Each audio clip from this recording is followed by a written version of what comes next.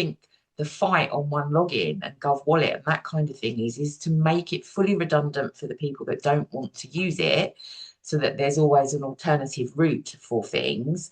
No one can deny you a service if you do not prove your ID digitally. That's what the battle is, I think, for us. The reason that these things happen is because they start narrowing our ability to do things in other ways. And that's what we can't let happen. 5 people can get that will help each other, will get an awful lot achieved. 10, amazing. 100, unbelievable. But why do we feel like we need to fight to hang on to everything that the system gives us when we don't like it? Are there things like religious exemptions from having your data collected in that way? It's all a fraudulent power structure that basically the bottom line is it's a master and servant structure. You are the worst people for this, the police and the military. Without you going and enforcing this on people, none of this would happen. I've heard that if you put land in a trust, it's much harder to grab. And you just started to tell me something about, well, you do realise nobody owns anything in this system. Can you expound upon that? Because hello. My retiring from Council Watch and staying retired isn't going terribly well, is it? But now is not the time to stay silent. Now it's coming to crunch time with digital ID and the way it's being rolled out ever so quietly via Gov UK One login. Now, today's guest is Clare Wills-Harrison, an ex-lawyer, and she's going to give us some potential solutions for pushing back against this digital enslavement that's coming our way. But before I bring Clare on, I briefly want to address our last video, where some councillors were caught on a door cam saying some things that were less than favourable, let's say, about the residents of that particular property. Now, whilst many viewers may have found it quite entertaining that some councillors got a taster of their own medicine with regards to surveillance, the truth of the matter is it isn't remotely entertaining, because it just highlights how you can't even walk down the street without having your conversations monitored. And if it's not surveillance cameras the authorities have installed, it's people doing it for the state, because this footage can be commandeered by the police if they feel a crime has been committed. And many people argue, well, I haven't committed a crime.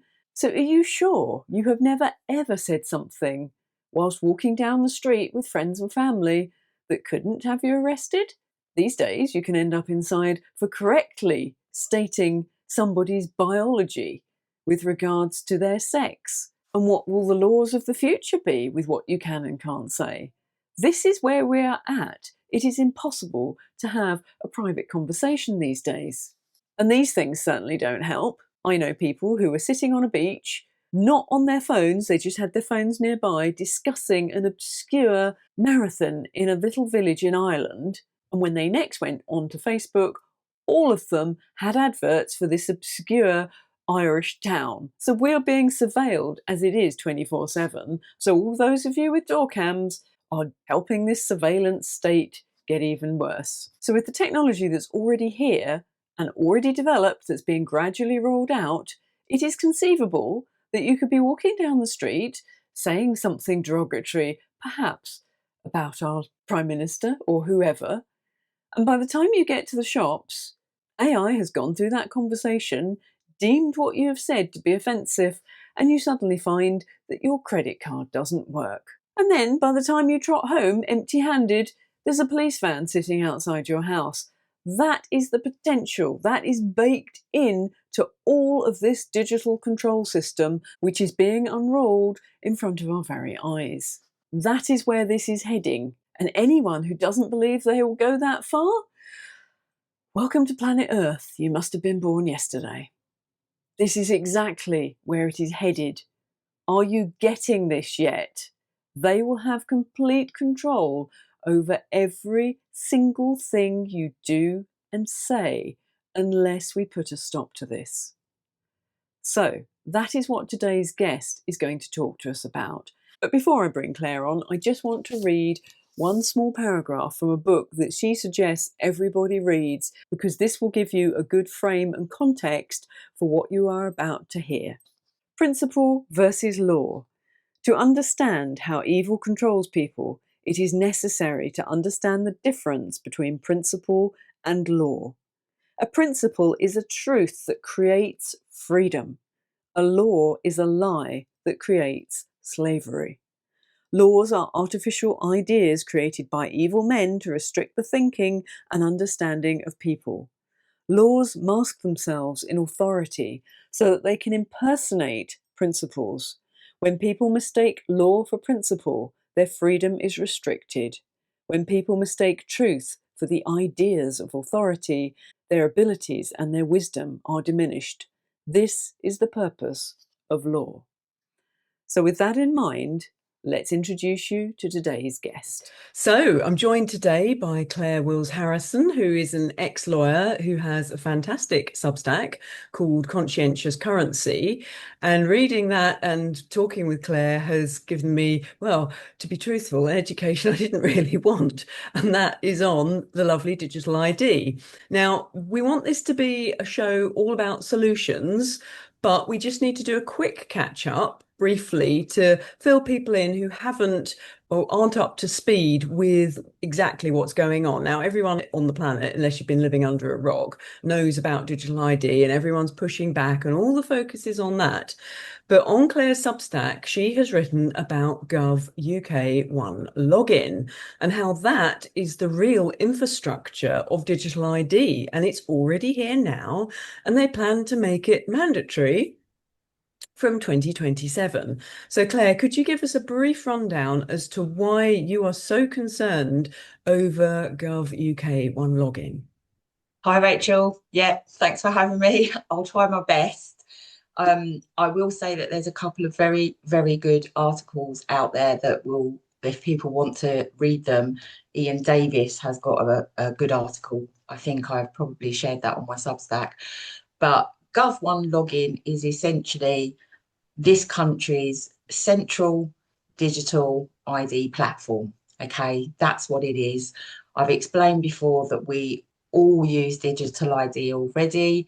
We've been using it for a long time, but all that data from all of those pieces of digital ID that we use, say if we show our passport or our driving license or whatever else we're using, is all disparate and in different places. And the job of One login is to get it into a centralized place.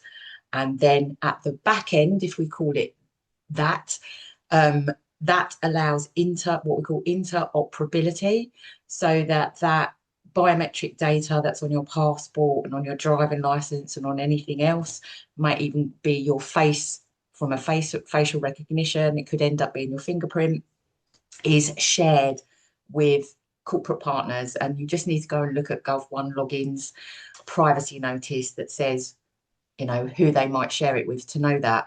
And the issue with that, of course, is interoperability means corporate partners, which eventually means that it's all in one easy place, so that if somebody decides actually you shouldn't be allowed to access, for instance, social media or your bank account or your a food that you want to buy, it's a bit like a social credit score. It can easily just be, I want to say switched off, but it's not like they flick a switch. Okay. Basically how Gov login works is by something called tokenization.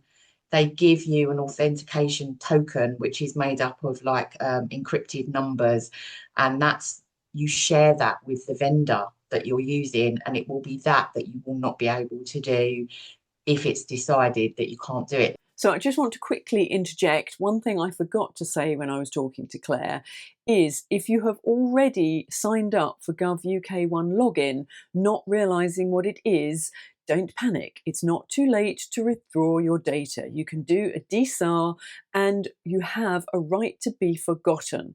Now, after 2027, that might be much harder to do. So if you do withdraw your data from the system, just bear in mind, if you've gone through any verification, you will lose that verification. So this is particularly applicable to, say, company directors who have gone through that system. There's also the other side of it, of course, in that this is all hosted in the cloud. You will know about outage, Amazon web server outage on Monday. An Amazon web server service actually hosts one login. So if that goes down, you will not be able to access the things that you need to access to prove your ID. So it's very, very dangerous. It's very, very nefarious because it's sold as safety and convenience, but it obviously can be used for control, really.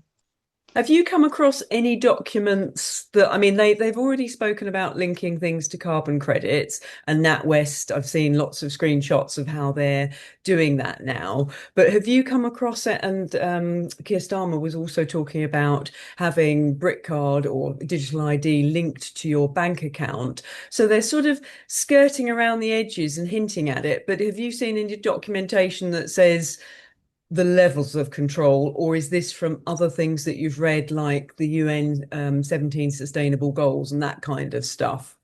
It's all linked to that. This whole digital ID agenda is about creating a digital twin for people that interacts, a synthetic identity, which, we've had going on for quite a long time, which I won't go into, but it's about having that carry on, but through a computerized version, because it's much more easier to control. But it is actually all in their own documents. You can go and look at the privacy notice, you can go and look at the sustainable development goals, you can go and look at the digital trust framework and see it all in there. It's all there, and you will find all of that, of course, on the massnoncompliance.com website, which was the whole point as to why Fiona Rose Diamond, who organised that protest, put that all up. Now, it's not one central thing that does this, it's disparate pieces of enabling legislation. And the trust framework, for instance, isn't even legislation itself, it's just the framework, and that makes it even more dangerous because it can be updated at will. So there's a lot of information on the website on massnoncompliance.com that explains what these documents are and what's written in them and actually what it really means. And it would be far easier for people to go and look at that to get an understanding, but it is all in there about trusted partners and corporate partners. And it doesn't say, oh, by the way, you might end up losing your not being able to access your bank account. But I think we've all seen what's happened over the last 5 years, and this is just going to make it much easier. It is the platform for a social credit score to then build on with central bank digital currencies, which, by the way, they've rebranded. And there's another issue with those. They're going to kind of bait and switch people like they have. This whole brick card thing is a kind of like a cover up of what the centralized system is and how it's working.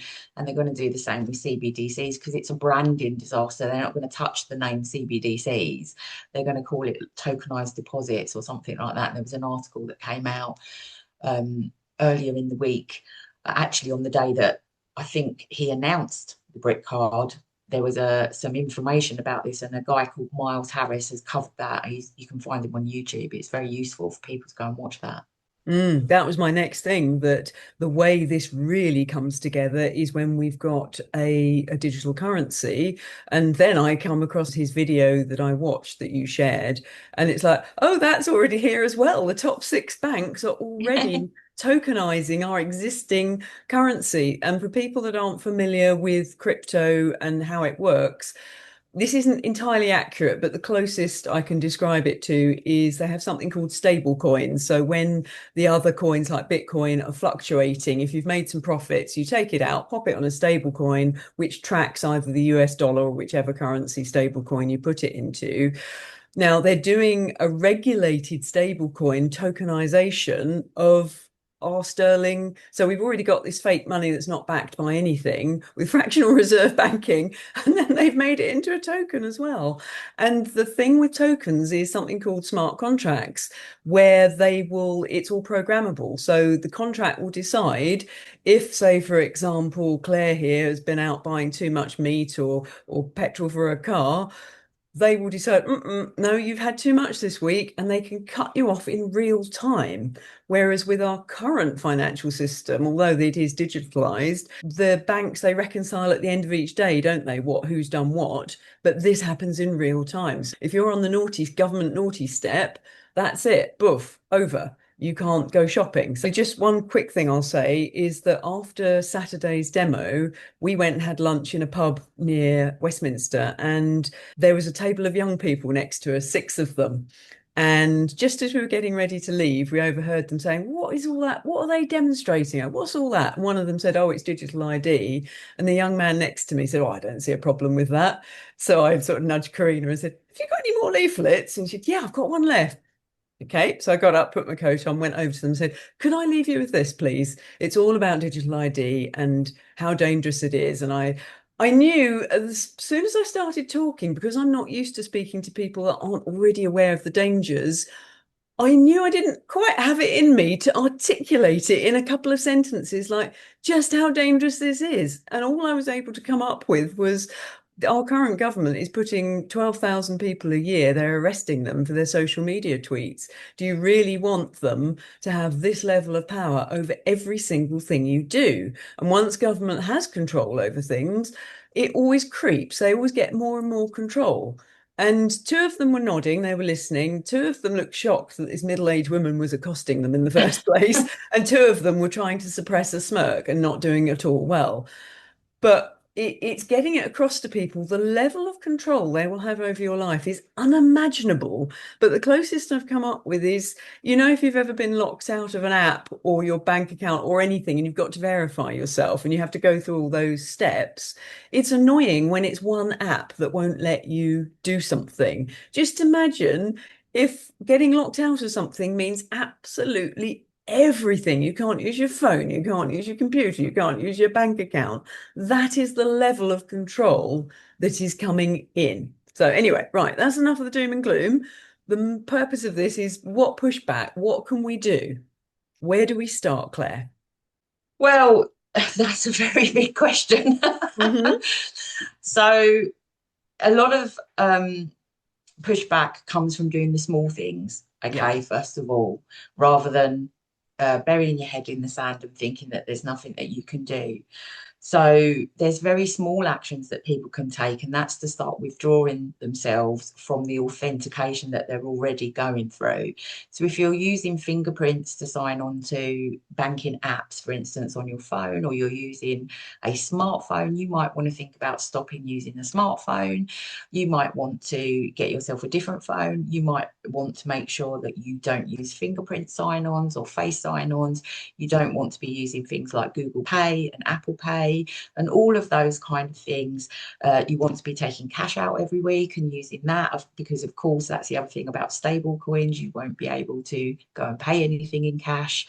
So you want to make sure that you're using cash, and so that cash keeps on being used. And there are 100 everyday actions that people can take in the resist guide on massnoncompliance.com. The other thing that I have suggested, but there is a side issue to this, and you may have read my article on data subject access requests. Yes. So data subjects access requests are an absolute nightmare for anybody that gets them. Okay. Mm-hmm. I used to have, every lawyer will have gone through this, when you have a client that's really difficult and they feel that you haven't done as well for them as you can. At the end of the matter, I want a data subject access request, and then I want my right to be forgotten. And you have to do all of that for free. And you have to respond within a certain amount of time. And if you've got, there are certain lawful reasons why you can hold on to people's data. And with a solicitor client relationship, there's a reason that we have to hold on to certain bits. But it's still a lot of work, because what people don't realise is it's not just, say, Clare and Clare's organisation that has to go and forget you. Then have to write to every single piece of infrastructure that's provided for me to run my organisation that might have access to that person's data. So it's a big job. Oh, wow. Yeah. So if I were, say, to write to Tesco about their facial recognition, then, you know, if they've got to tell me who they've shared it with, and then if I want my right to be forgotten, they've got to come up with a good reason why I can't have that.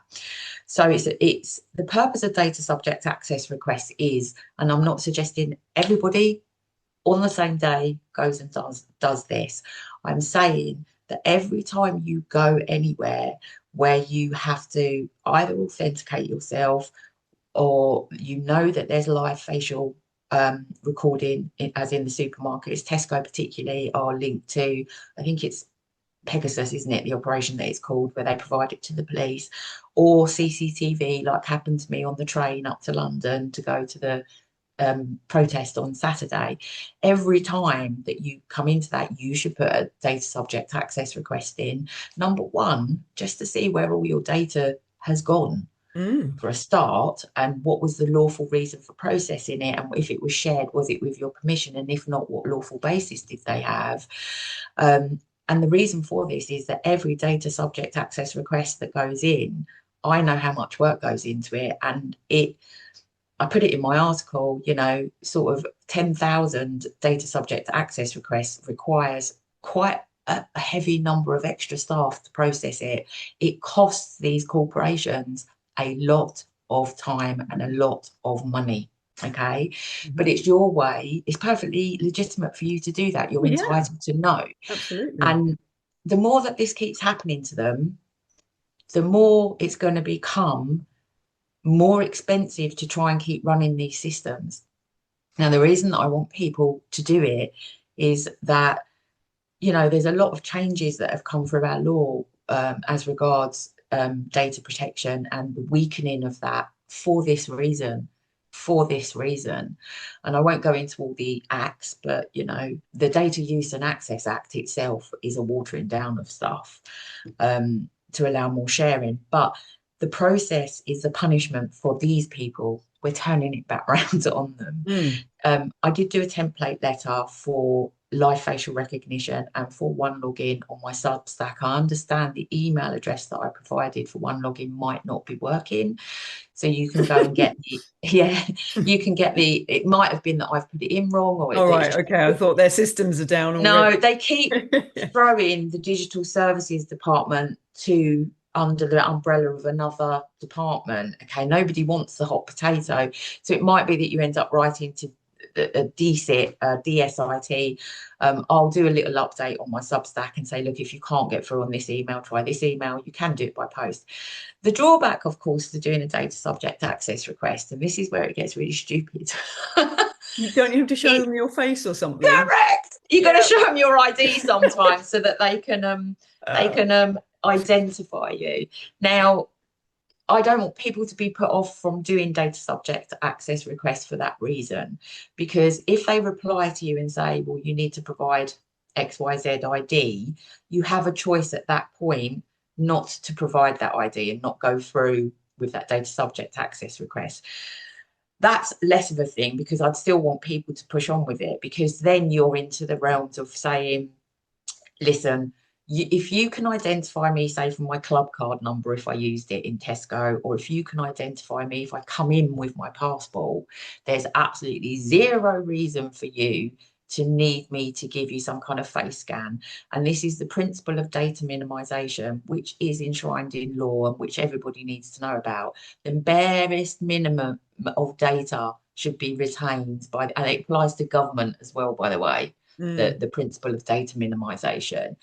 And I must say, I have a little chat with my pals from UK Freedom Project, and one of the girls said, let me get this right, hang on a minute, if I was to put a DSAR into company's house and they could recognise me without having to ask for any more identity verification documents, surely I don't need to verify myself again then under these new rules, the Economic Crime and Corporate Transparency Act, and then the Director Verification Regulations of 2025, or what are covering directors.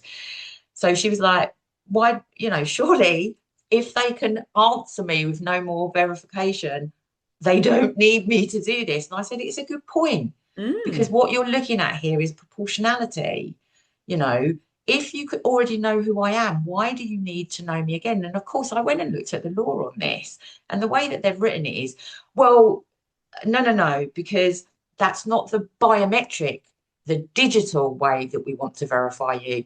Well, I think there's a legal issue with that. I think there's a proportionality issue. I think there's a data minimization issue. And I do think there's a legal issue with it. And I'm quite surprised that no one has yet picked up the baton. It's not within my capabilities to run a legal challenge on that. It isn't my area that I worked in. But I'm quite surprised that somebody hasn't picked up the baton and thought, we need to maybe judicially review these regulations that bring in the director verification. There's no paper route basically under those. You and I have talked about the ACSP route and how it still really, still puts you into their system as they want it. And that's when your solicitor or accountant verifies. Accountant does it, yeah. And you don't go through one login, but you're saying your information is still in that system. Yeah. Back end. The ACSP person themselves will have been verified through one login to get that status. They have their own plugin system to Companies House. It's not called one login, but they will, even if they take your paper ID and they just retain it, they will put in the passport number, the biometric, and they're all biometric now, and certain other key identifiers about you. And then it goes into that infrastructure.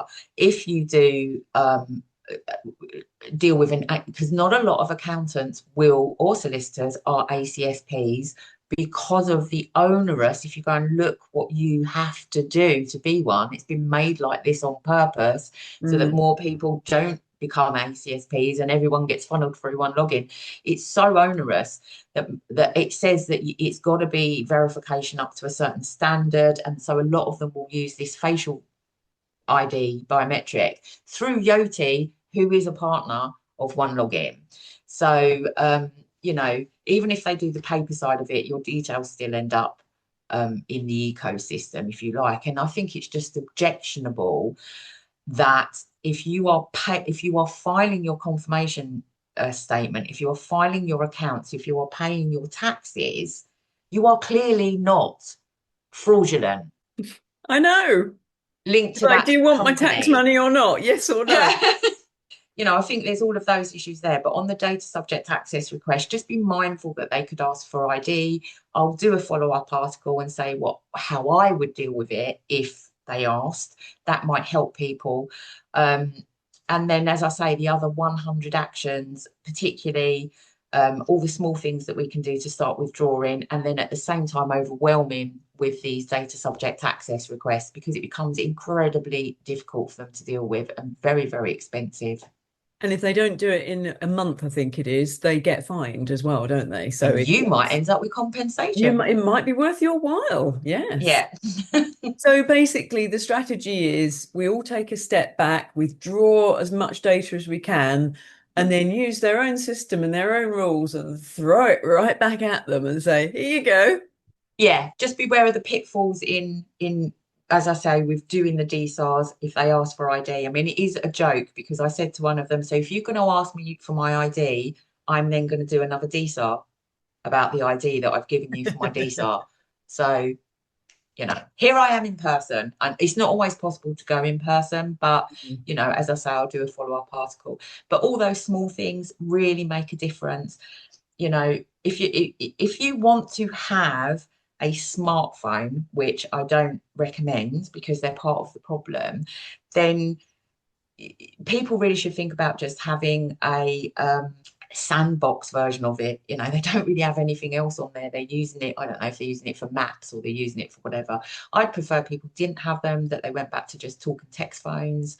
Smartphones are a real problem. They have done so much damage to the mental health of people. I was coming home from the protest on Saturday. Not one person on the train was not on their phone scrolling. And there is an issue connected to this as to how it rewires your brain and makes you more malleable to control. And algorithms serve you up what you look at more which isn't real. I've put a video on our Telegram channel this morning about it. It's really, really interesting. Everybody should watch it.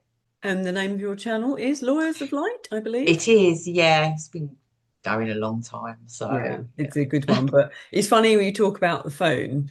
On the way to the protest, I didn't take my, because I do all my filming on my phone. So I took my old phone and it was so full of stuff. I thought, I'll just wipe it because all I want is the camera. Could I use that phone after I'd wiped it? No, because they wanted me to verify who I was. And the irony of me sitting on a train going to a rally about not verifying yourself, and there's me couldn't even get into my phone because they said, "Well, we've sent a message to your other devices." And it's like, I haven't got them on me. We Yeah. sent you an email. It's like I can't get into my email unless you let me in this phone. So I got Karina to. I said, "Can I borrow your phone?" So I go on to my password manager to try and get the password so I could get my email and get this verification code.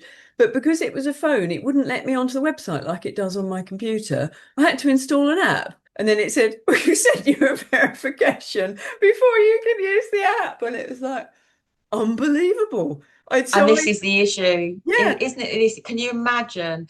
I keep trying to say to people, listen, people are literally, by doing this, saying that they are willing and happy to be run by a computer. Mm. That's But it, what it you are just gave me a saying. small taster with one device, but nothing worked. And it was like, oh, wow, yeah, I can't use this. I can't use it. It was just everything.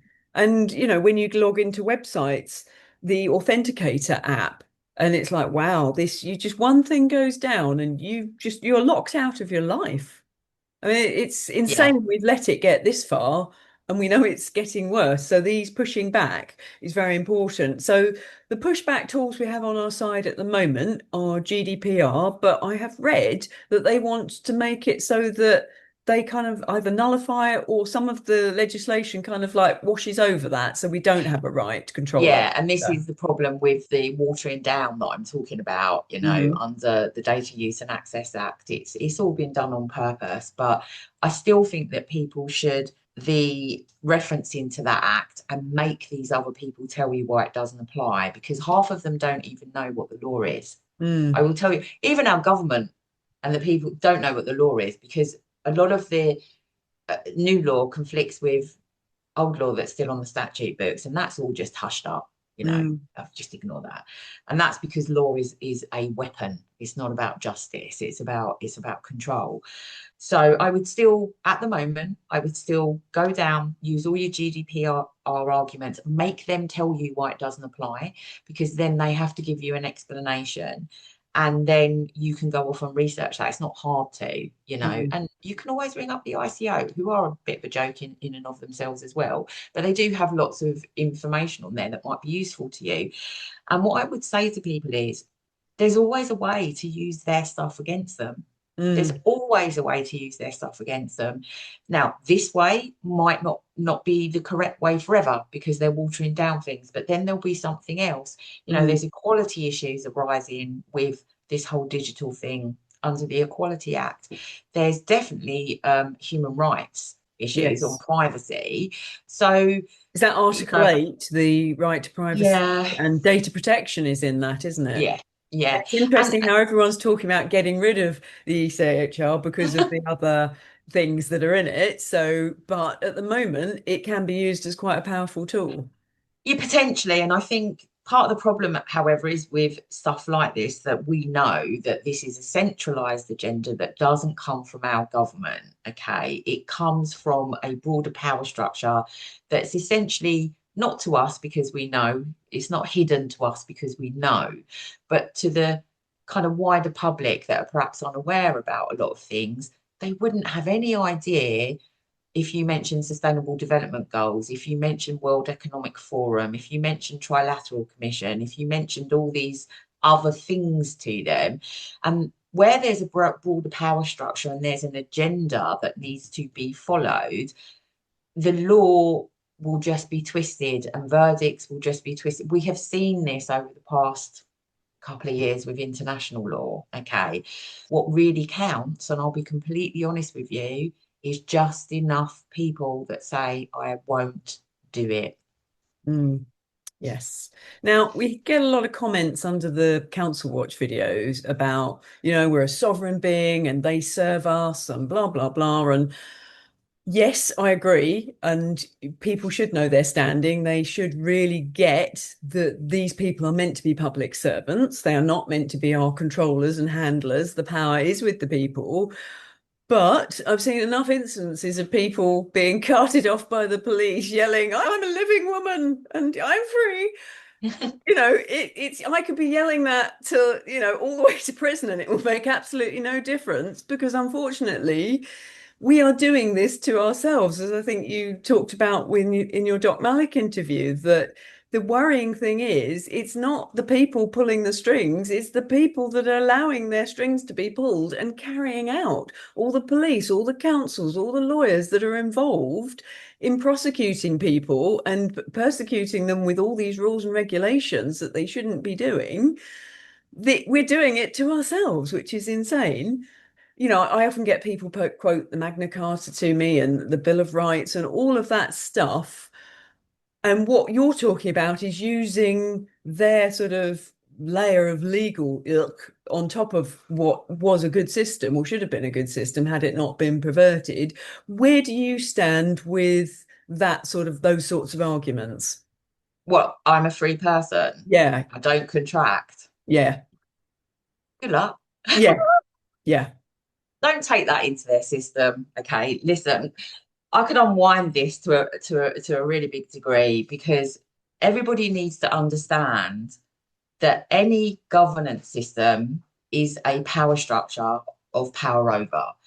There is nothing, and I think this is where these people are coming from. So I understand what they're saying. Okay. yes, So basically, we're all born equal. I don't care whether you're born into a rich family, whether you're born into a whatever, we are all human beings. There is nothing anywhere that says 650 people or 10,000, if that's how many of them there are around the world, are somehow better than everybody else and therefore get to rule over.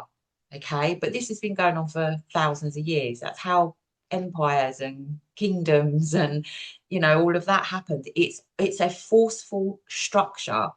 And the Bill of Rights I have a problem with because it just switched from a monarchy into a to shut people up. Well, we'll give you this instead. Then that's the same structure. It's either one at the top or it's a few at the top in what we call government.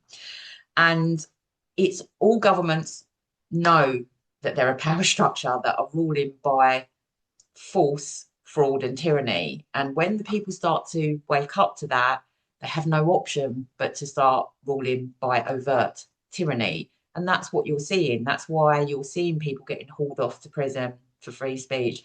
That's why you're seeing people getting hauled off for saying, I don't want to pay taxes to fund wars and things like that. It's all a fraud. It's all a fraudulent power structure that basically the bottom line is it's a master and servant structure. And anyone that isn't at the top of it is the servant. Now, what they have managed to do very successfully with psychological tools is psychologically manipulate people by their emotions, get them into tribes, left, right, red, blue. Think of football matches. How they get it's what we call moral relativism.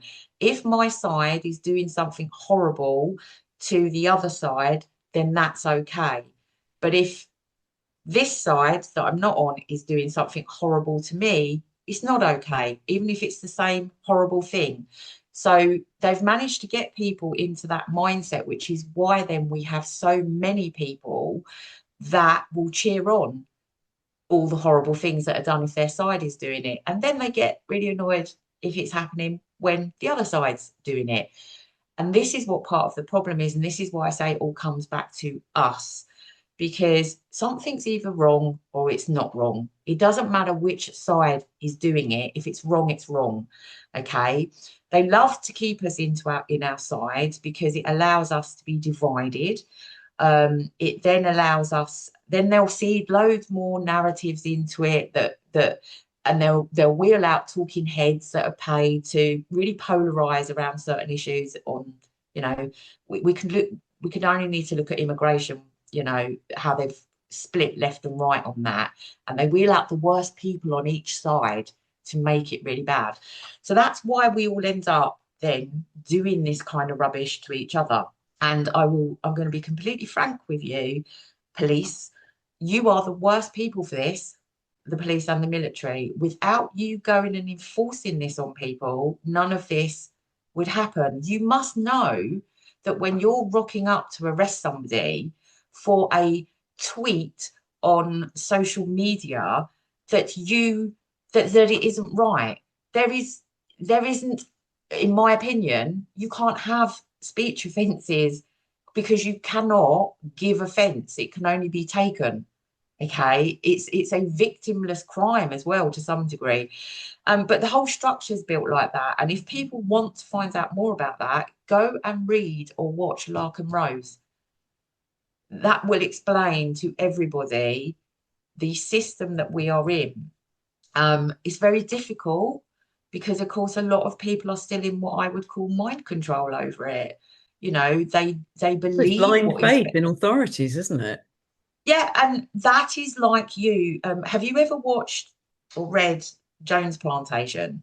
No, I haven't. Okay, everybody needs to watch or read that because that is a Did you say um, Dane's plantation? Jones.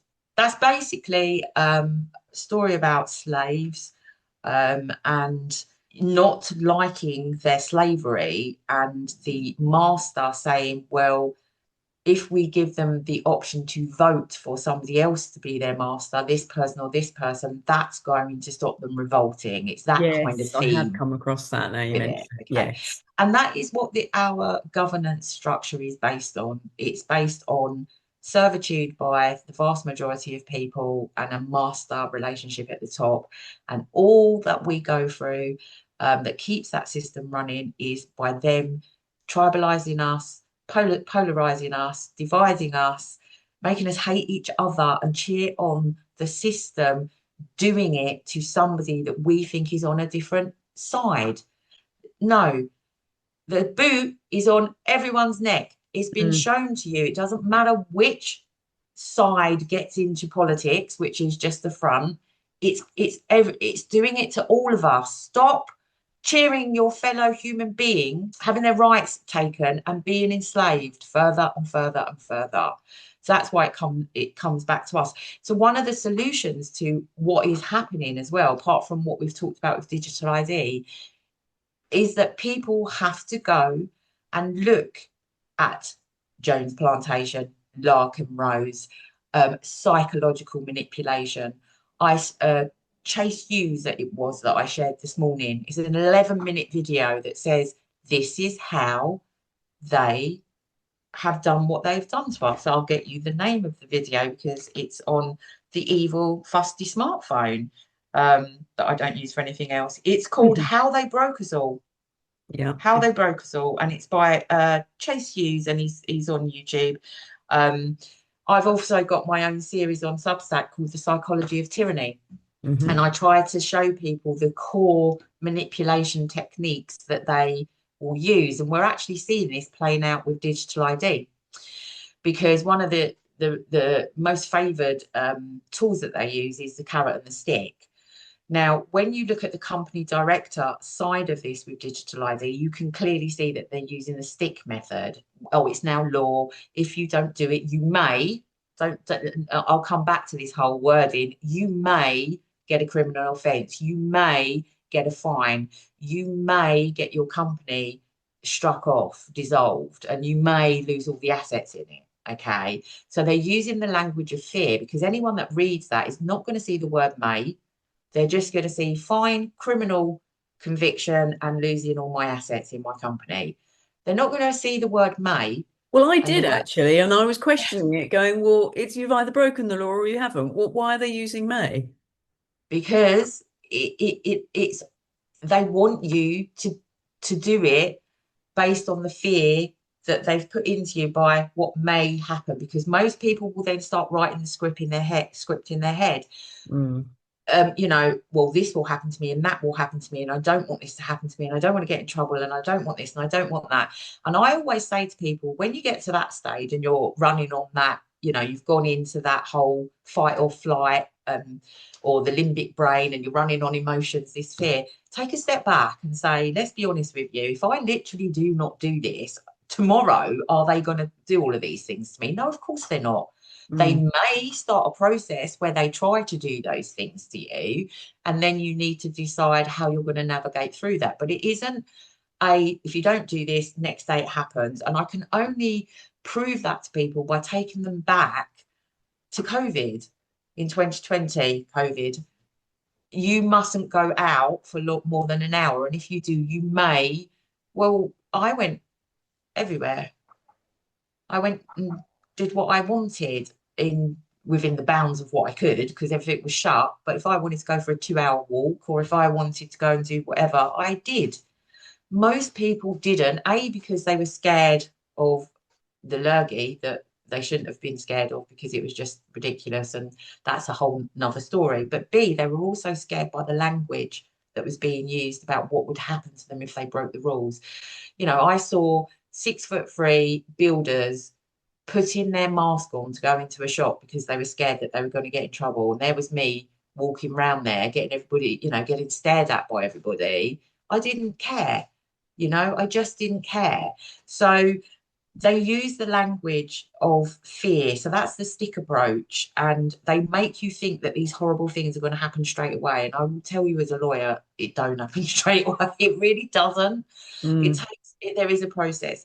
The carrot approach, you can see that they're using with the veterans to get them on, where they're saying, oh, you'll get some extra benefits, you'll get this, you'll get that. So they're using the carrot approach for that there.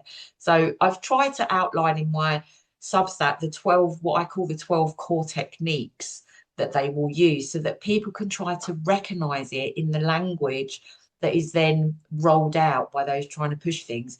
So everybody needs to learn about that as well. Everybody needs to learn about the psychology that goes with this, because that is how they are getting people actually to do things. Absolutely. And the thing is, I think you must have seen that company director who did go through one login and his verification failed. And he got that email saying, well, we've got no other options. We can't manually override it. It's like computer says no. Nope. And that's what you're signing up for, a computer to rule your life. And as we know, I will just say as well, I think I'm sorry if anybody ever gets me in front of a court on this for anything, I'm quite willing to have my day there and say, I am not signing up to something that has lost its own safety certificate. You are asking me to expose myself to fraud, to data breach, and to personal details being stolen, sold on the dark web. And therefore, you are asking me actually to contribute to more crime being committed by that. That's good wording. I am therefore not prepared to break the law in another way to meet something that I think is disproportionate, because I'll happily drive to company's house with my passport and show you it. What is it if somebody says to you, if you don't do this as I want you to do it, then I'm going to do something harmful to you? What is that? Yeah, absolutely. They're not meant to have any more powers than you and I have. And we can't go around threatening people with violence and taking all their stuff. So they shouldn't be doing that to us.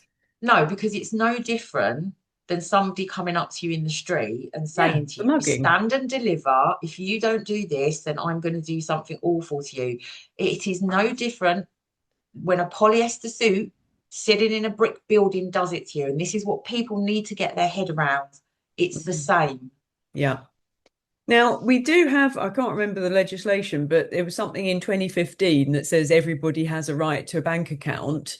So I know they're not going to say you can't have a bank account, but they'll be putting this unless you go through one login and you verify who you are. Do you think they'll twist it that way and try and yeah, they will. Yes. And I'll tell you why they will, because we saw them do that with the jab mandates for care workers. In our law, it says no one can be mandated to have a vaccine. Yeah. So they got around that by saying, but we're not mandating it. It's a condition of deployment. And if you don't want it, then leave your job and get another job. It's not mandatory. That's Right. how they'll do That's it. how they'll do it. Okay. Unless we do a concerted pushback now, it's we're going to have to figure out other ways of interacting with each other with financial transactions. Good old fashioned bartering may have to come back into fashion, but hopefully it won't get to that. I mean, what's your feeling? Do you think if enough people push back, it will stop, or do you think they're just going to roll ahead regardless? Have people got to prepare themselves for possibly having a life without a bank account, without a phone? How far do you think this is going to go? How amazing would that be? Having a life without a phone and a bank Yeah, I account. know. It does actually sound quite appealing now you think about it. And this is the other side to it. I think I spoke to you about it, didn't I, when I saw you on Saturday? And I said, actually, there's a lot of fear being shoved around about it. But really, you know, how much better will our lives be if we don't have access to streaming services because they take them away? They're going to take away your Xbox, they're going to take away your this, they're going to take away your that. Take it all away, okay? Because actually, it's what's caused the problems, a lot of it. I obviously object to people not being able to get into their own bank accounts to get their money. And I highly advise people not to keep a lot of money in their bank account. I think Mm, everybody should be going down every week and drawing out their money, because once you put your money in a bank account, it is not yours anymore. You yeah. do not own it. You are loaning it to the bank. There is no such thing in law, English law, as a bank deposit. You are a creditor of that bank once you have given them your money. You have said, take my money and do what you want with it. And when they go and it's a bank bail in rather than a bank bailout, you are treated as a creditor. So I don't advise anybody keep a lot of their money in the bank for that reason. And how much fun would that be to see that the banks start, not having all of our money in there and not making so much, not charging us for the pleasure of having it in there, and all the rest of it. Until we have a kind of like fully functioning other system, then unfortunately, we have to be smart about things like that. We have to take the cash out, we have to pay in cash. And there's no way that why do you think they've come off the farmers so much? My farm shop, you want to pay in cash? You want to do whatever? He doesn't ask for my ID. I'll go down there, I'll get my meat and I pay him. And that's that. Why do you think they're trying to eradicate those kind of things? Why do you think they wanted you to register your chickens so that you Mm, couldn't be self-sufficient? And there comes a point when you have to ask yourself whether you're going to keep going along with all of this crap, and are you just going to take the fallout if it comes? And if enough people don't go along with it, that's when they haven't got the manpower to deal with everybody. They will always make an example out of somebody, and that's where the fear comes in, because everybody says, but I don't want to be that example. Well, be mm, prepared to be that example, because at the end of the day, that's how we're going to have to deal with it. But I don't see, we live in a technological age. We're never, you can disavow yourself of as much technology as you want in your own personal life, but society, big corporations and things like that are always going to go for the thing that's the cheapest and the quickest and aligned to the agenda, because they're all WEF buddies, these big corporations and everything. The smaller businesses and everything like that don't have to. So there's an opening and an outlet there for businesses to offer services that won't do this kind of thing. Do I think we'll stop it fully? No, I think we're going to have two things running along. What I think the fight on one login and Gov Wallet and that kind of thing is to make it fully redundant for the people that don't want to use it, so that there's always an alternative route for things, and that mm. no one, and I mean no one, and I want this enshrined, whether you're a government minister, civil service, whatever, council worker, or a corporate business owner, director, whatever, or even worker, no one can deny you a service if you do not prove your ID digitally. That's what the battle is, I think, for us. Mm, And will make Gov1 login largely redundant, even for the people that are using it, because there's other ways to do it. The reason that these things happen is because they start narrowing our ability to do things in other ways. And that's what yeah. we can't let happen. Do I think that we could end up with better lives? Yeah, I do actually. because I'm not going to miss all the crap that they think that they're going to threaten me with to take away from me. It's all meaningless, you know. Will it make my life slightly more inconvenient? Yes. Do I care? No. No. Yeah, people have got to get their priorities. But I mean, there are some people that are in a situation where they kind of have to be in the system or feel they have to be. But other things like religious exemptions from having your data collected in that way. There is an exemption for certain religions in law. I think I talked about it on the space that I did on X. There's also a philosophical belief protection, but these are very narrow, and you have to be able to, on the philosophical side of things, have to prove that that's how you live your life. But of course, we know that the religious exemptions exist because of we've got the Amish that don't have all these electronic devices, you know. But there are certain other religious exemptions within even within the Christian religion, because a belief as well philosophically that AI is evil and anti-God would be enough, but you would have to show that you, I mean, I'm sitting here talking to you on a computer. I'm not going to be able to run that argument, Mm, you know, because I've got yeah. a computer, I've got this, I've got that. So they're narrow, but yes, they do exist. Mm. The one that I do actually have fear on, and I don't even have kids, is all the powers they're bringing in to take people's children away from them if they don't conform. And it looks like they're going after the homeschoolers are going to make it very difficult. What pushback can parents do to try and open those gates and not let them close on them? This is really difficult. This bill's at the end of its life at the end of its procedure. It was at the last bit of the Lords the last time I looked. So I don't think you're going to get this bill withdrawn. And I think it was a mistake to ask for this bill to be withdrawn, actually, in the way that it was. It should have been very much narrowed down to say, take these things out of the bill, not the bill itself, because you will never get them. All you're going to get is the standard response that, oh, you know, this modernizes and this is safety for whatever. And this is so just asking for the bill to be withdrawn by petition. I don't, I sometimes wonder if these things happen on purpose and people draft these petitions up like this on purpose. It's really difficult for me to be able to say to people what they should do on this, you know. Listen, when things are immoral, when things are keeping you in servitude, when you think people are coming for your children, do you think you should break the law? That's what I'm going to say to you. And Mhm. I'm not talking about break the law by hurting your children, by the way. That is not what I mean. I mean, if you look at the Children's Wellbeing Act when it comes in and you're required to do X, Y, and Z, you need to make a decision whether you're going to do that or whether you're going to say, no, I'm not, because this is, listen, they're going to come if they're going to come for your kids and you're not going to stand up, then I don't know what advice I can offer you.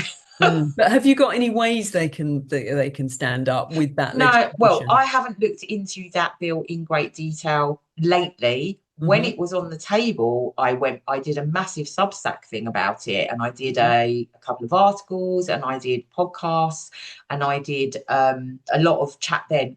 I haven't been focusing on that since then. I've been more looking at the digital ID. So it's not really something that I am competent to talk about at the moment. It is a unique child identifier, which basically is a digital ID from birth for children. My understanding when I looked at it, and it may have changed because I was looking at it when it was going through the very early process. And as you know, it goes through these processes and gets amended, sometimes, was that homeschooling was only going to be uh, this kind of issue where they would get more involved would only be for children that they determined were vulnerable or at risk. But of course, that's such a wide, who makes that determination and what does that mean if you decide to homeschool after this act has come in? Because at the moment, of course, you don't need to get permission for it, basically. That's our law. So I don't know what that is now post this act if it comes in, because I haven't looked at it for quite some time. Frankly, Rachel, you probably know yourself, there's only so much that I want to look at, and B, that I'm capable of looking at. You know, Mm. I'm one person, Yeah. and that's not in my field of view to the extent that it would be if I had young children. I think from what I've read recently, is that you've got to prove that they are getting a better education with Yeah, homeschooling than they could get at school. But again, that's so subjective. yeah, So yeah. anyway, but I suppose because I'm thinking whether there's a possibility of doing the DSAR request with the school, or anyone that's. But if it's from the day they're born, this digital ID, it feels very difficult to get your child out of it unless everybody suddenly goes Amish, and then you've got that religious. And frankly, that lifestyle is looking more and more appealing every minute. Absolutely is what we should be all working towards, if I'm honest with you. Yeah. Communities that help each other and build things and can put houses up and live a very simple life. But of course, part of the problem that we've got at the moment, of course, is that people don't want to lose their convenience. And I even see this in the so-called freedom community that are more than happy to sit on social media and kind of whinge and bellyache about it. But if it came to having to sort of not have something anymore, they'd be horrified. Well, that's how it's going to work. You're not going to get to keep everything, you know. Mm. And why do you want to? You don't like the system, so Yeah. why are you bothered if you lose stuff from it and it starts crumbling? So, I think we need to look at it from that perspective as well, rather than from the we desperately need to fight this to hold on to everything that we've got that we hate. No, actually, we desperately need to tell them that we're not going to go along with this and it doesn't really matter what you do. And if we lose all of these things, great, because we don't like that system anyway and it's not working for anybody. And we're actually, what you have to do then alongside that is start building bridges and networks and communities. That obviously takes time. Yeah. We need to be Um, doing that now. yeah, but five people can get that will help each other, will get an awful lot achieved. Yeah. 10, amazing. 100, unbelievable. But Mm. we do have to start thinking, we don't like this system. This No. system Why is cling on to it? master servitude. It has to come down. Why do we feel like we need to fight to hang on to everything that the system gives us when we don't like it? Mm.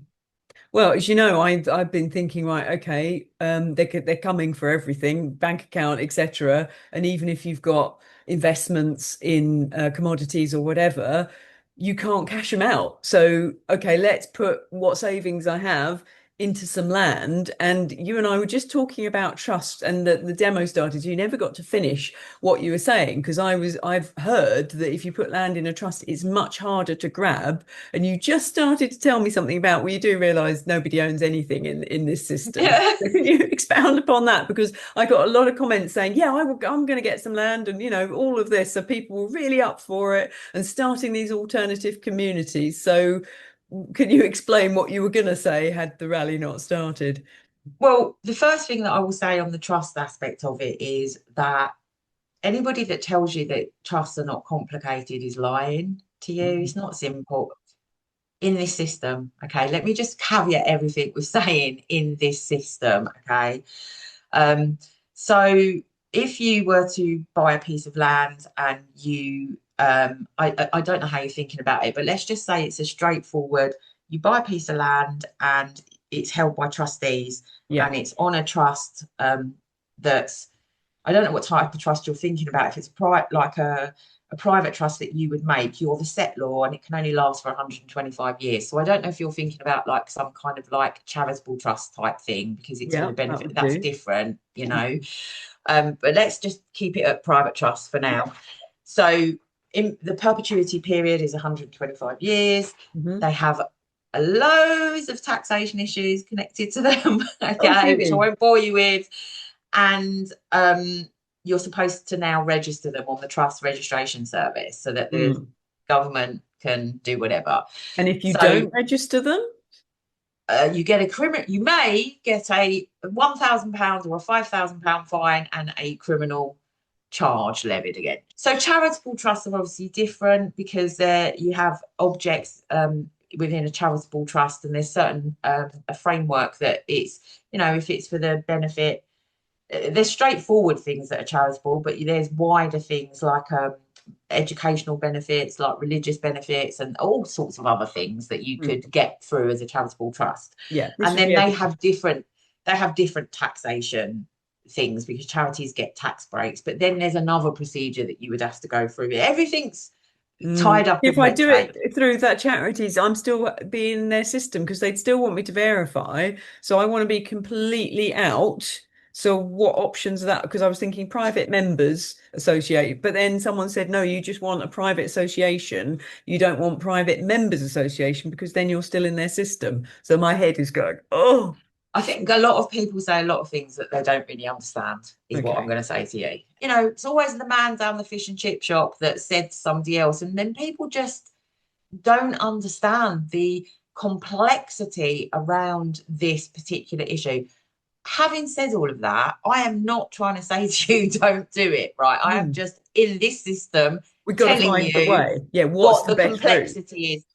But the thing is it's all self-declared, isn't it? You go and Yeah. declare yourself on the trust register, you go and do whatever.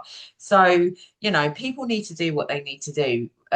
Writing a trust is not straightforward. You can cause a lot of problems, but you can find out information, you know, if you go and research it. The fact of the matter is, however, with respect to land, and this is not a tinfoil hat conspiracy theory, people. So nobody owns their land in this country. You have an estate in land. You either have a freehold estate or a leasehold estate. You do have commonhold as well, but that's not a lot of people have that. So we won't talk about that. So all you have is an estate in land. You don't own the land. You have an estate in it. They will carve out you a freehold estate or leasehold term of years absolute for however long. That doesn't mean you own it because you don't have a allodial title. You don't have the head title. And that's because the crown owns all land in this country, and hence why they can do compulsory purchase and things like that within their rules. So if you go and trace it back to feudal times and how land was dealt with then, it's not that much far removed. It's just got a new kind of shiny name, and they allow you to pass on your freehold estate down to your heirs, you know, via your will or the intestacy rules. But the fact that that's the truth, nobody owns it. If you go and look on the land registry for your property or your land, it will not say owner. It will say registered proprietor, Mm. and it will say that you've got a freehold or you've got a leasehold interest in it. I'm not trying to scare anybody. It's been that way for years. Mm. I'm just saying that that's a fact. And anyone that holds an estate in land is holding that on a trust of land already. That's what it is. You're holding it on a trust of land. You can go and look it up if you want to. It's called the Trust of Land and Appointment of Trustees Act, 1996, Talata. You can go and have a look at all of the trust law. So, you know, there's a lot of stuff that people can just spout from John down at the chip shop, and it kind of isn't that helpful. But Mm. I'm not suggesting that you don't put it into a trust or you don't look at, Is you it know, slightly safer in a trust? well, it depends, doesn't it? What do you mean by that? Do you Well, mean if anything happens to me, that land, I haven't got to do a will. The people, there wouldn't be inheritance tax. correct? No, it doesn't mean that there isn't necessarily. It depends what Oh, type of trust you have, right? okay. So, but yes, in that sense, there's no on the succession side of things. Mm. It hasn't got to come out of Rachel's estate and get into somebody else's name and cost money for that and be changed again at the land registry because it's Mm. set up that it's owned by the trustees for these purposes, you know, and therefore when you die, it's going to continue, isn't it? It's Yeah. nothing to do with your own estate. Yeah. But as I've said, depending on what type of trust structure you use, there are taxation issues that can run alongside that. Okay. And people think that a trust is just one thing. We have Yeah. discretionary trusts, we have bare trusts, we have life interest trusts. We used to have accumulation and maintenance trusts, but they did away with them because they were too useful for people. So, you know, we have settler What do the interest schemes. rich use? Which one do they use? Oh, but listen, don't ask me. They probably have offshore stuff and multiple layers of company structures and everything because they've got the money to do it. Yeah. But I've got a trust series on my Substack as well. I have actually got a trust series on there, and people really hate me because everything they say to me, I go, "Oh, I've got a Substack article." No, that's brilliant. I'm going to I'm not dive into trying to your sell. Substack even more. Yeah, I'm not trying to sell my Substack article, but I will say, buy a book, buy a good book on trusts. Okay, you can buy them; they're not cheap. Buy a good book on trusts. It will have the precedents in there. I would get up and get it out of my cupboard, but I don't want people to see what I've got on my bottom half because, as you know, I'm not feeling well and I've still got my pajamas on. So, and I can't off the head, I can't think of the guy's name because it's just gone. But there's a couple of books that I could Okay. recommend to you, Well, but yeah, they're not send cheap. me a message and I'll put them in the Yeah, video they're not description. cheap, is what I say, but they will give you. You will see how complicated it is. At the end of the day, however, me and you could get this bit of paper Yeah. and write up whatever.